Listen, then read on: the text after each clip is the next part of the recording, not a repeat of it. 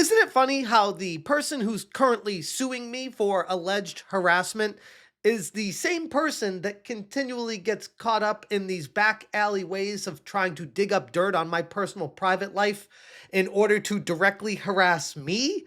It's almost like this is straight up projection. Once again, what's going on, guys? Welcome to another episode of Smash JT. I have been informed via Gigabear and Mark Kern, aka Grums, that Alyssa Mercante has been hiding out in a secret Discord that actually costs money to access. And in this Discord, they were discussing ways to find out more information specifically about me and my personal life in order to what?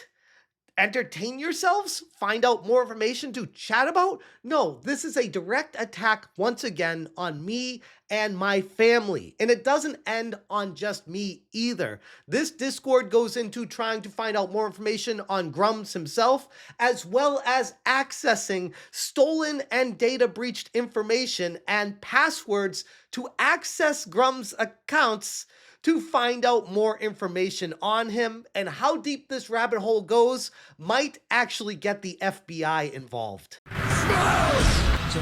Hit that subscribe, give me a like, and check out smashjt.com for the full and very exhaustive article going through as much information as I could gather from this Discord that is private, and much of it is being scrubbed right now because all this stuff was found out about me and Grums, and some of the same people asking the questions are the same people suing me. We have Alyssa Mercante currently suing me for stochastic terrorism, harassment, among a slew of other things, when all I'm doing over here is covering video game news. God only knows what the hell she's doing, digging up more and more information on me, trying to find anything she can to nail me to the wall and say, we got him, this is the one thing we can actually sue him for, when in reality, all she's doing is digging a deeper hole for herself. Alyssa Mercante, the failed former senior games journalist from Kotaku and recurring controversy magnet,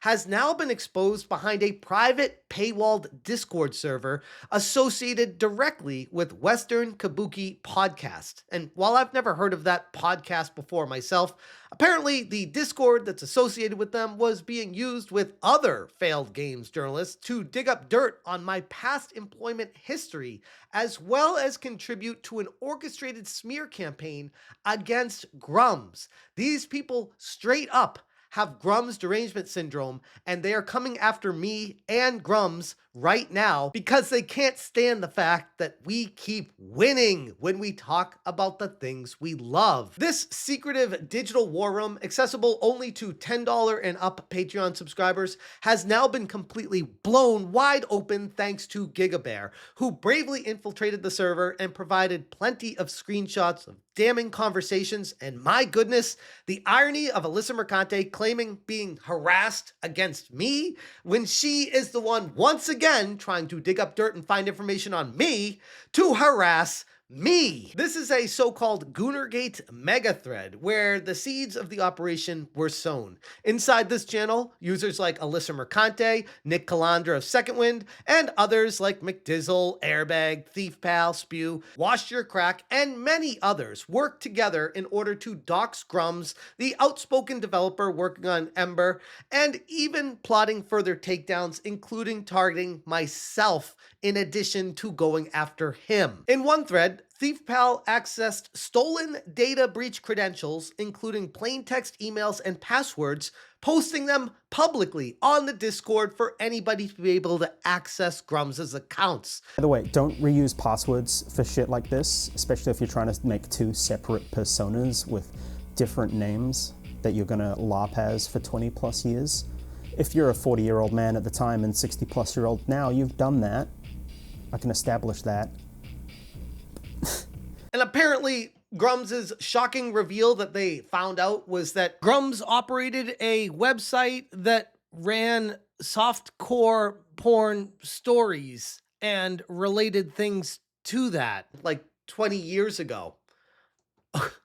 Okay, I don't understand what the gotcha is on that. I mean, people do many various jobs. I mean, sure, that one's a little bit more out there, but whatever. We have someone who is a self-admitted sex worker that worked at Kotaku now suing me for harassment for saying that she was a sex worker that she herself told everyone that she was.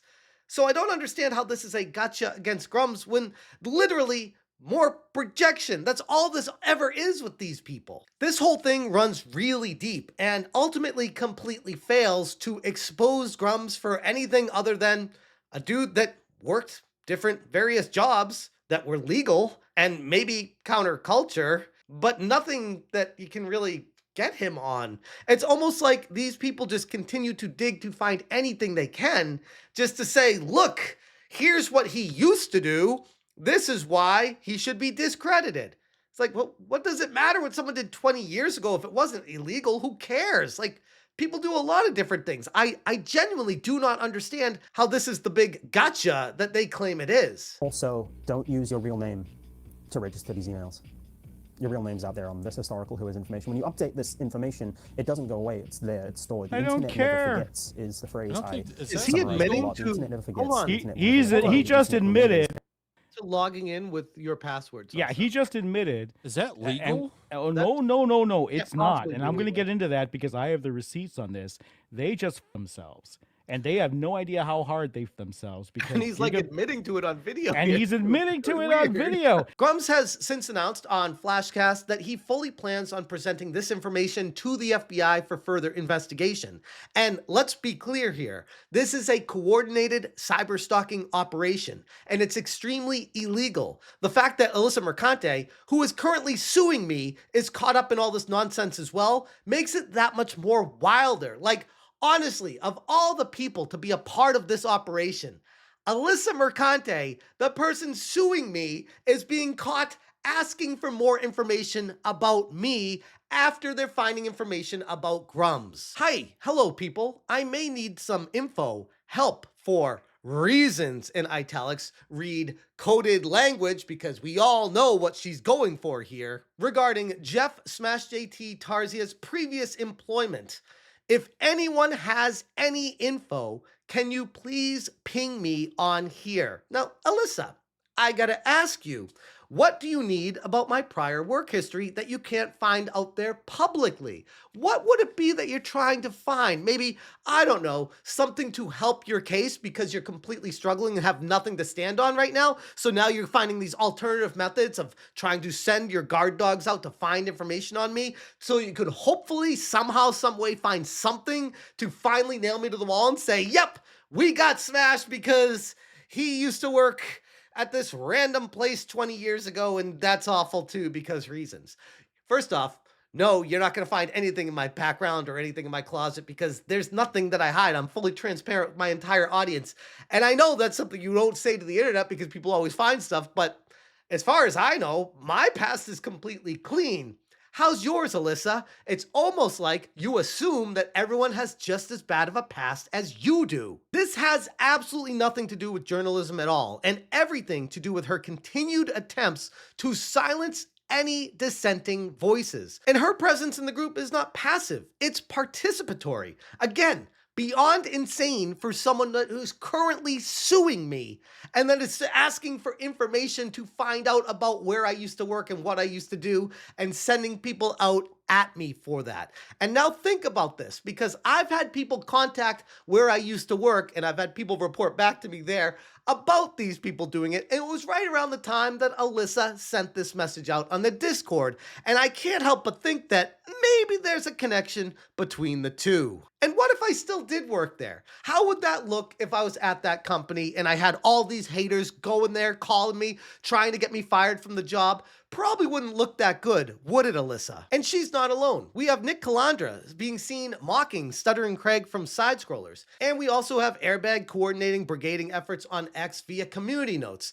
This isn't discourse, it's digital mob justice. And it goes on and on and on. GigaBear's screenshots confirm the ultimate objective here, to take out Grums and then subsequently target others who are critical of the mainstream gaming media DEI agenda. They are losing so badly in their efforts that they have now stooped to these levels. This is ideological warfare, and Grums is public enemy number one to them, precisely because he's been so effective at rallying developers and gamers who oppose political overreach in games. And I gotta be honest, it probably pisses them off pretty good too that Elon Musk is now following Grums and consistently interacting and retweeting Grums as well, probably making them hate Elon Musk even more. And isn't it interesting how it's always the same Trump derangement syndrome, Elon derangement syndrome, Grums derangement syndrome, and now we're getting Smash JT derangement syndrome. Why? Because they ideologically oppose the message that I am talking about how I want games to return to some level of normalcy,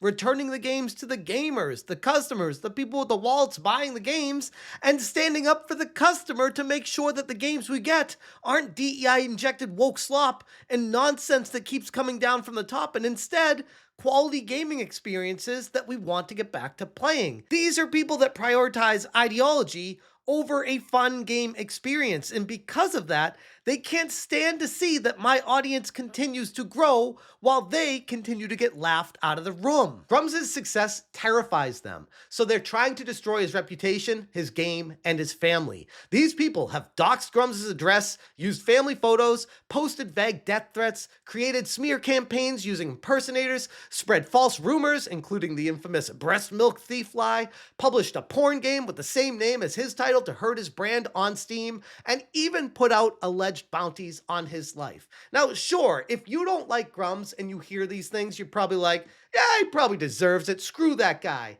But as a human being, take a step back and be like, holy shit, what are we doing here? Like, take a step back from all of this and realize that Grums, put your game out. Like, that's my same stance I've had since day one of hearing about this. And I will forever be critical of someone who kickstarts a game and doesn't put the game out there. But that being the case, that's separate from everything else they're doing, attacking his personal life right now. As far as I understand, when you run a Kickstarter, you run the risk of maybe the game has delays, maybe the person working on it has family issues or problems that happen at home, or someone passes away, or something happens where it takes them away from the game that they promised to everyone.